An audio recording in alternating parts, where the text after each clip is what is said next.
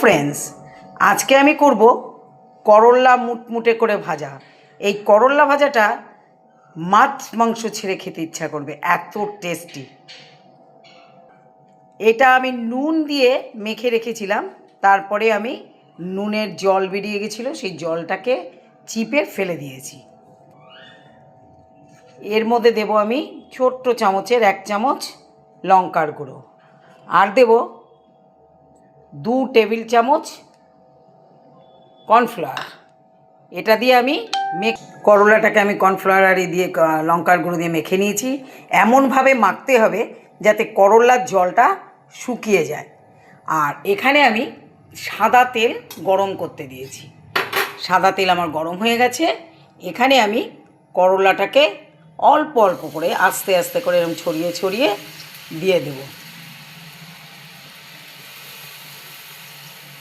দিয়ে ভাজবো। এই যে এগুলো ভাজা হয়ে গেছে, এগুলো আমি তুলে নেব।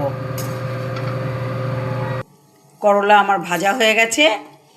এই ভাজাটা আমি আরেকদিন করেছিলাম, কয়েকজন কমেন্ট করে বলেছে যে এটা আবার একটু দেখাতে, সেই জন্য আবার করলাম। এই করলাগুলো তুলে নিচ্ছি। মুচমুচে করলা ভেজে দেখো, আওয়াজ হবে। মুচমুচে করলা ভেজে নামিয়ে নিয়েছি।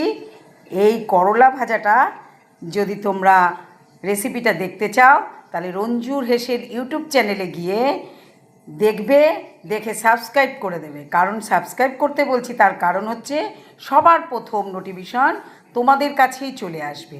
আর যদি ফেসবুক থেকে দেখতে চাও তাহলে ফেসবুকে গিয়ে রঞ্জু সরকার প্রোফাইলে এই রেসিপিটা দেখে নেবে। রেসিপিটা দেখে লাইক শেয়ার কমেন্ট করবে। যদি মনে হয় যে খুব তোমরা ফলো করবে তাহলে ফলো করে দিও। আর এই করলাটা যেই বাচ্চারা করলা খেতে চায় না, বড়রাও অনেকে করলা খেতে চায় না, তারা মুঠো মুঠো করে খেয়ে নেবে, কোনো তিতো লাগবেই না। একবার করে খেয়ে দেখো, খেয়ে আমাকে কমেন্ট করো। হ্যাঁ, আর এই করলাটা করতে হলে অর্ধেক করে কেটে বীজ ফেলে তারপরে নুন মাখিয়ে রেখে দিতে হয়। টাটা বন্ধুরা, আবার দেখা হবে নতুন ভিডিওতে।